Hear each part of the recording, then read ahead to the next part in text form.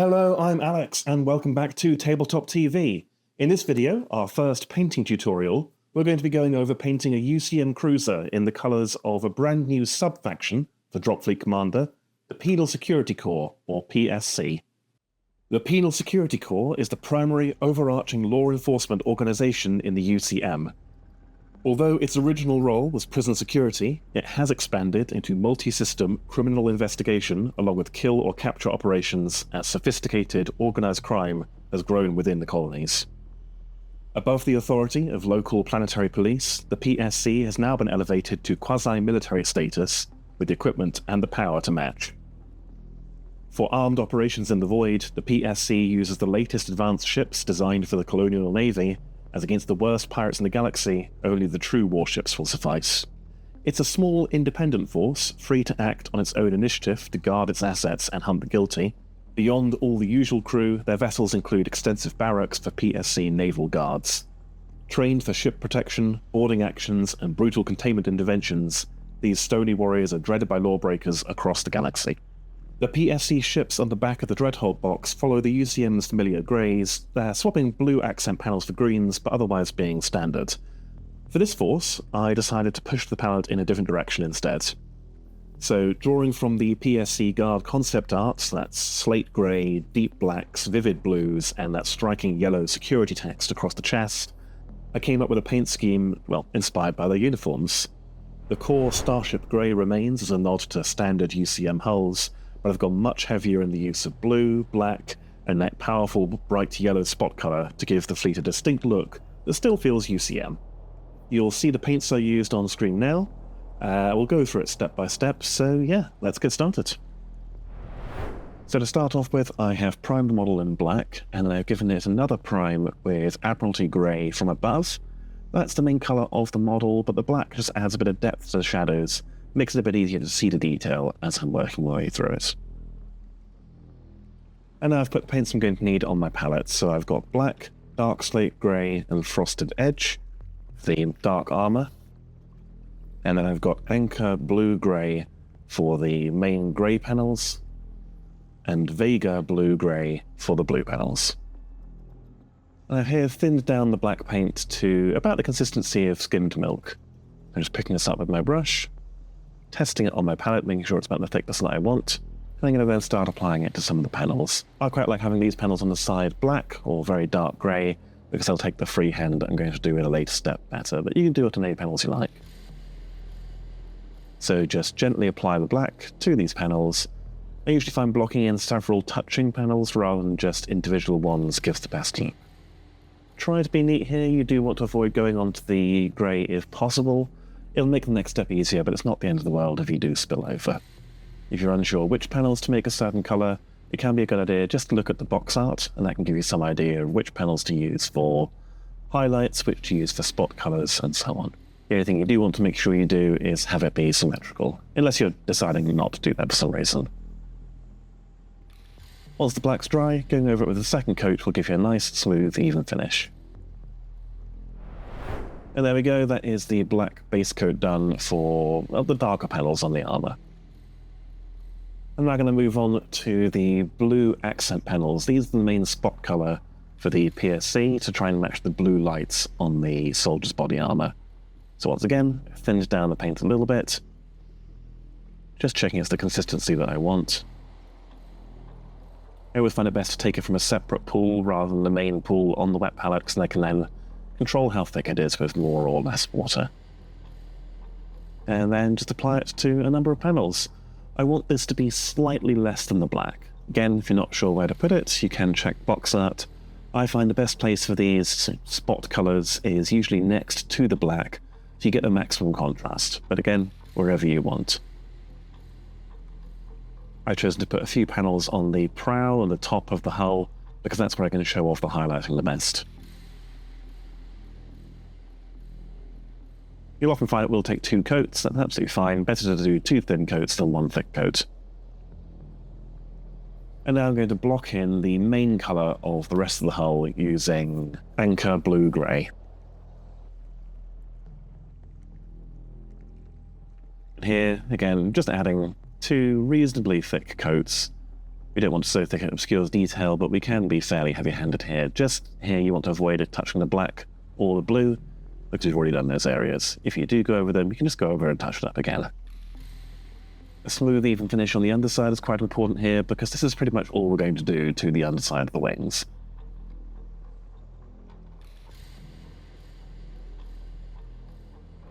And there we go, that is the base coats done for most of the model. We can now move on to shading. So for shading, we're going to use dark slate grey, thinned right down to almost the consistency of a wash. You can see here I'm adding lots of water to the palette, swirling it around with the brush, and then checking it on the back of my hand. And what I should see is it'll stain it slightly, but it's not going to give us thick, solid coverage, what we want. Then to apply it, I'm going to apply it anywhere that's not going to get light. I'm considering the model here to be lit from the top down. So on the flat side panels, I'm applying the bottom part of essentially the hull, as you can see, and then a little bit around the attachment points for the laser, along the underside of the laser here, and again all over that gribbly bit on the lower hull. Here on the upper hull, again, this would not be lit from above, so I'm going to apply a coat here, and you can see it's tinting that Vega blue-grey, or Anchor blue-grey even. It's not completely changing the colour, and I'm going to apply it all over the underside of the wings here as well. On the top of the hull, I'm going to apply it right at the back here, just where it begins to slope away. Quite gently. I can build this up in a couple of coats if I want to, because I'm not looking to radically change the colour. I'm going to apply a bit on the front here. You can see again me checking it on my hand, making sure it's thinned right down, and then gently brushing it over that blue, and making sure to get the other side as well.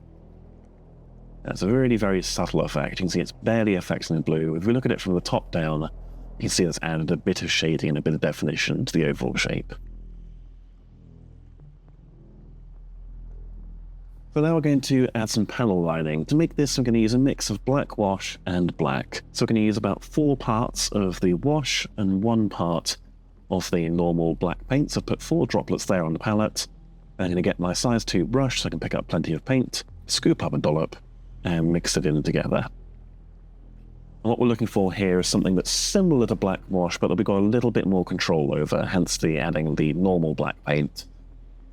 So I'm not looking to stain everything here, I'm just looking to basically line the panels, line the gaps in between the armor plates. Once I think that's about right, I'll get my smaller size 2 0 brush, pick up a little bit of paint on the tip of it, draw it out, and then test it on the back of my hand, and what we should see are nice, thin, consistent lines, like so.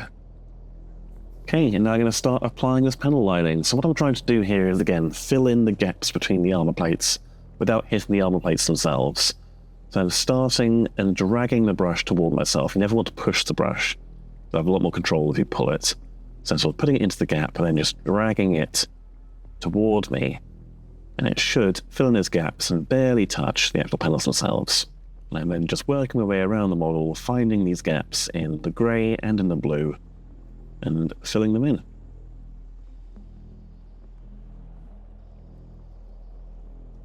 If you do make any mistakes, it's not the end of the world, because you are going to add some highlights to all of these armor plates later, so it spills over. It's not that bad, but do try to be neat here. This is the most painstaking part of the process, but it adds so much to the end look of the model.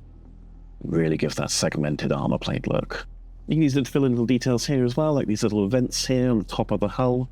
So again, I can then, because the very thin paint, I can always just tap my brush in and it will fill in the gap. If an area is incredibly hard to get to, like under the cannons, don't worry too much, you can leave it, because again, we are going to highlight this later.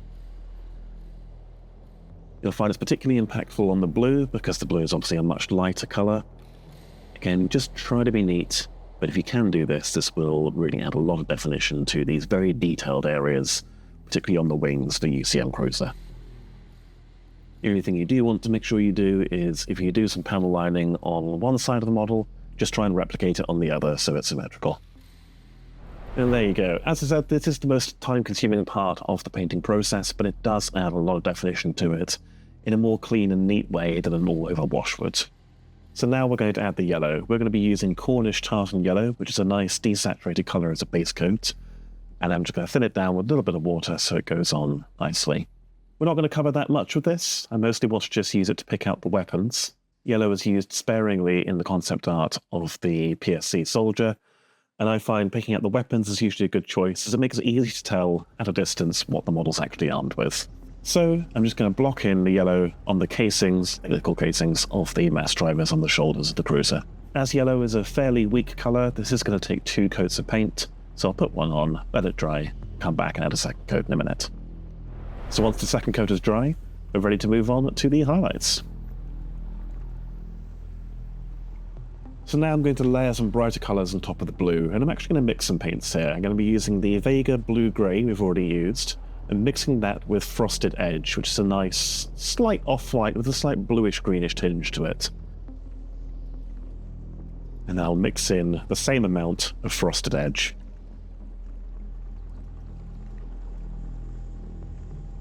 And this gives us a nice, powerful, still fairly saturated sky blue colour to work with. I'm going to start applying it onto these blue sections. Now, again, I want my light source to be directly above the model. So for these curved panels, the middle of each panel is going to be the brightest section. So you'll see I'll start just working this on. I'm not worrying about blending, not here.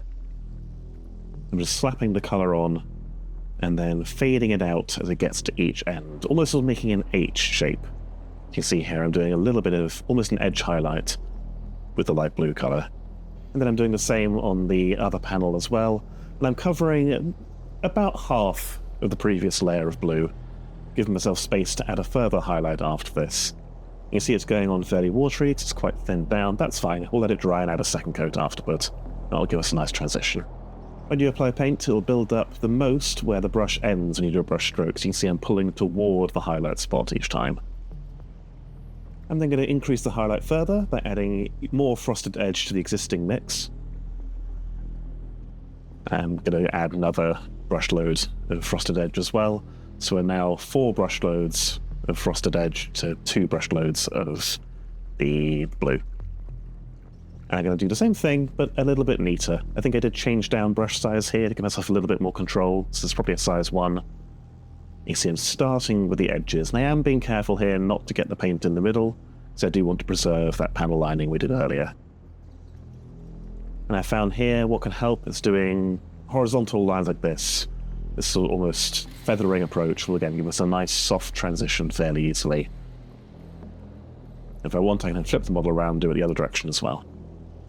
As you can see, these paints blend really well together, they go on really smoothly, and they let us do this nice effect without it being too much effort. I'm going to make sure I get these other little panels next to the front as well.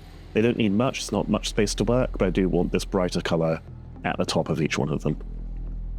And on the wings, again, we're running out of space to work because they're quite small, but I am making sure to get the raised edges of all the little details, all the little bits of greebling, and, if I can, along the top edge of each panel as well. I'm only doing the top edge, don't need to do the bottom one because the light would gather at the top. It makes it look nice and sharp and clean. Next we're going to highlight the black sections. So here I'm working with dark slate grey, thinning it down, not as much as I did when I was doing the shading. This is about the same consistency as when I was doing the blue. And then same approach, so I want the upper areas of each black panel to be a lighter grey, so I'm just gently working this grey along each panel. And of course being careful not to go over the blue, because the blue is effectively finished now. Now we didn't panel line the black panels because, well, they're black, but I am avoiding going into the gaps, which will help preserve that segmentation of those panels.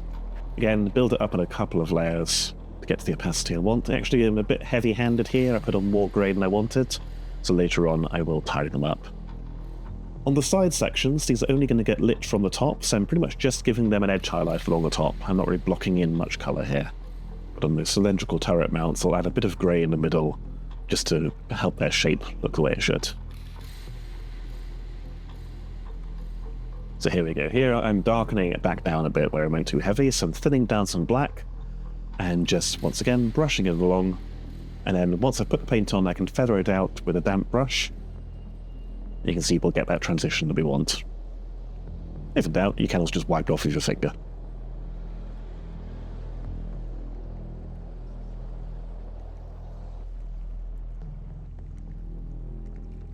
Finally, I'm going to add an edge highlight along the top of each panel, similar to the blue.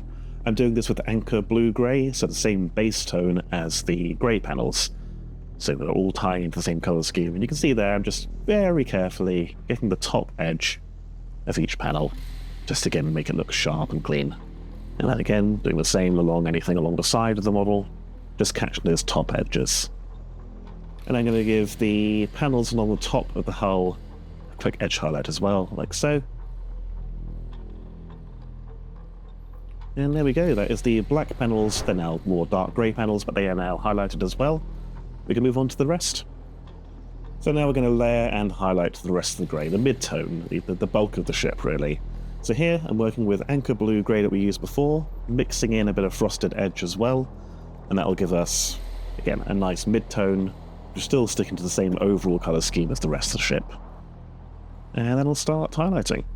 So, I mean, you should be used to this by now. We're doing the exact same technique we've done on the blue and the black, highlighting the middle of each top panel first, then we're going to feather the edges once it's dry.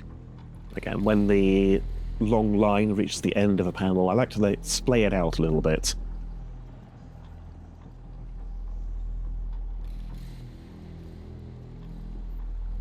And these sections here are going to get pretty much just a fat edge highlight, which I'll then add a thin edge highlight on top of, because there isn't really enough room to do much else with them.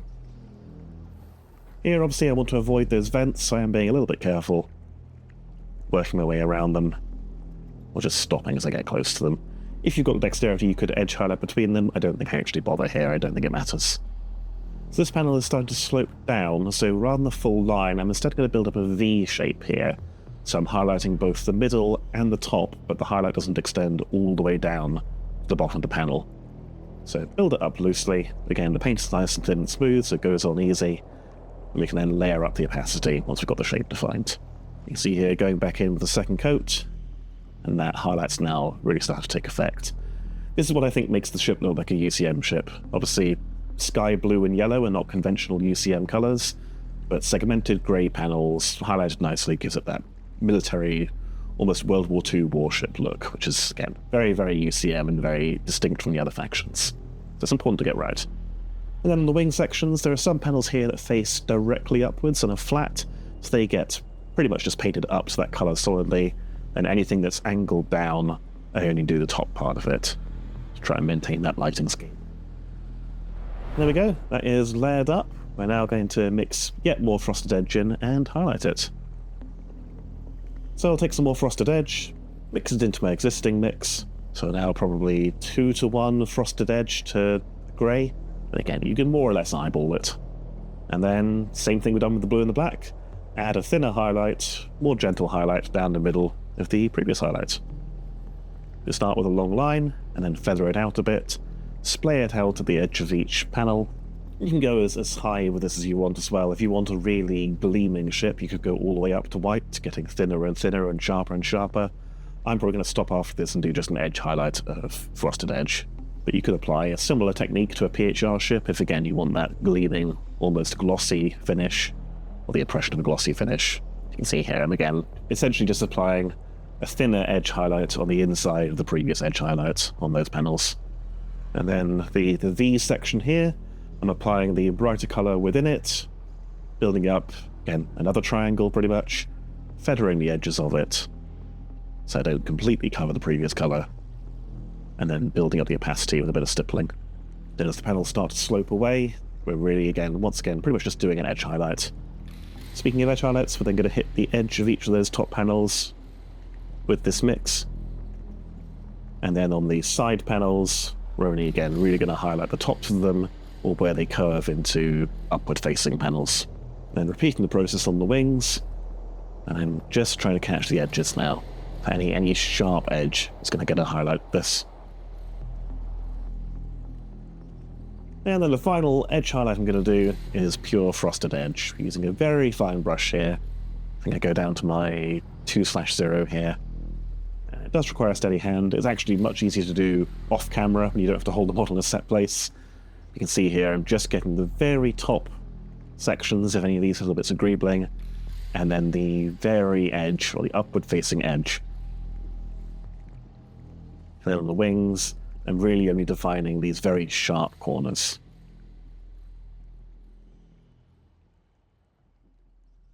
These bits of greebling, again, just get a little dot of frosted edge. and then a little bit of an edge highlight only on the very top-facing edges. I'm going to give the top panels a very sharp edge highlight as well, just toward the top sections of them. Again, trying to capture that feeling of light from directly above, which is not necessarily how space works, I am aware, but I've got to pick a light source for the models to work. And then we're going to highlight the yellows. So I'm using Buttercup Yellow here. This is a nice punchy yellow that doesn't go into green, because we want to avoid going into green. Going to get a bit in the palette. And all I'm going to do here is skip straight to an edge highlight pretty much. So I'm going to catch the edges using the side of my brush rather than the tip if I can. And just catch those sharp corners on those mass driver turrets. You want to be careful here, so obviously you don't want to get yellow on anywhere else, so if you do need to use the tip of your brush, you can, but again, using the edge of it is preferred. Doing a tiny bit of layering there on the side panels, because they do face slightly to the side rather than directly up, but again, it's mostly an edge highlight. And then we're on to the metallics. So we're only using two metallics here. I'm using Supernova Chrome for all the steel and silver sections, and Heatsink Bronze, which I'm only going to use on the laser. I did consider doing the housing on the laser yellow as well, but thought that a nice warm bronze would work better. Don't need to thin it down much, metallics don't need too much thinning. I'm just going to very simply base coat over this. Again, whatever this section is called, laser experts will probably know, I'm going to call it the housing of the laser. And I'll try to be consistent with this across the whole fleet, so then if I have other ships armed with lasers as well, I'll do them the same way, so you can tell at a distance from 2 feet away, that's a laser. And onto the chrome. So I'm doing all of the antenna, all the weapons and so on are going to now be picked out with chrome. It's an incredibly bright, very, very powerful silver, but we will knock it back in a bit. I'm going to pick out all of the little point defense lasers in silver as well, or chrome even, and then it'll really pop against that black or grey housing. And then I'm going to pick out some of this greebling. Greebling being basically sci-fi detailing on flat panels. So I'm not sure what these parts are. Maybe they're radiators, maybe they're sensors or something, but by picking them out in chrome, they're going to stand out against the grey and it will add that extra bit of detail. Same again for these downward facing, I think they're the gravity impellers to stop the ship from falling out the sky. Again, I'm just going to block them in chrome. And the mass driver turret barrels get picked out in chrome as well, as do the vents on the top and side of them as well. And make sure I get the tip of the laser. And there we go. Again, it looks a little bit garish right now, but we'll add a wash in just a second and I'll bring it all together. So I'm going to start with an Umber Wash. This is a nice deep brown wash here. I'm going to put this over the bronze. That'll really add some warmth, get into those recesses and add some depth as well. Pretty straightforward. And then onto a black wash. I'm not even thinning this. This is just pretty much straight out of the bottle, slapping it on all of those chrome sections there. You can be fairly heavy-handed with this. It will really flow into the recesses. Just make sure it's not pooling on any flat surfaces, and of course try to avoid getting any on the sections we've already finished, like the grey. As with most painting, if it doesn't look good enough on the first pass, that's fine. Let it dry and add another coat. It's better to do that than one really thick coat. You can really see here how it works on those mass driver turrets. Going into those recesses and adding all that depth for us instantly. And there we go, that's the model pretty much done. We could leave it here, but we're going to add a tiny bit of a spot colour in yellow and some freehand to really finish it off. So I'm going to mix a tiny bit of frosted edge into my Buttercup Yellow to give myself a really, really bright, desaturated yellow. I'm going to first of all do a final edge highlight on these turrets, just so that they really do stand out. This step is kind of unnecessary, but it does finish them off nicely. And then I'm going to add the dots. So these dots, again, the same bright yellow mix. I believe that they are escape pods, correct me in the comments if I'm wrong, but they will really make the ship look alive and add so much detail. They'll also nicely mimic that big security text on the PSC soldier we've seen in the artwork. So just very carefully, a little dot of yellow on each of these. Then we're going to add some freehand. So freehand can sound scary, but this is actually quite easy. What we're going to do is just write the letters PSC on this big black panel I've saved for this. And I'm going to start by doing 3 horizontal lines. That'll give me basically the bounding boxes for each letter, because then they'll all be more or less the same size. You can see I've got a very small brush. The paint is reasonably thick actually, so it does come off the brush. And I'm just drawing the brush toward me, always pulling it toward me rather than pushing it to get those smooth lines. I'll do the P first, so just gently work it down in a straight line.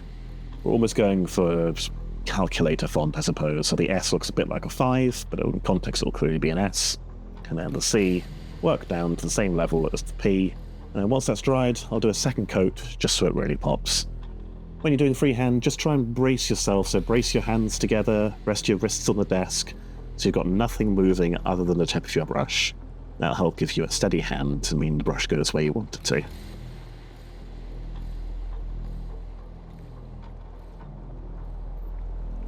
There we go. And that is the ship pretty much done. We're just going to add a little bit of glow to the engines, and then she is ready for battle.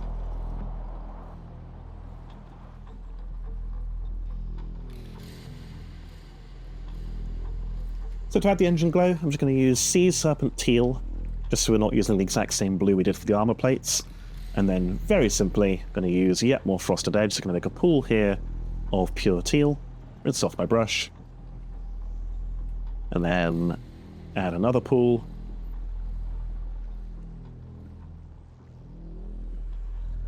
And then add another pool of roughly 1-to-1 teal and Frosted Edge.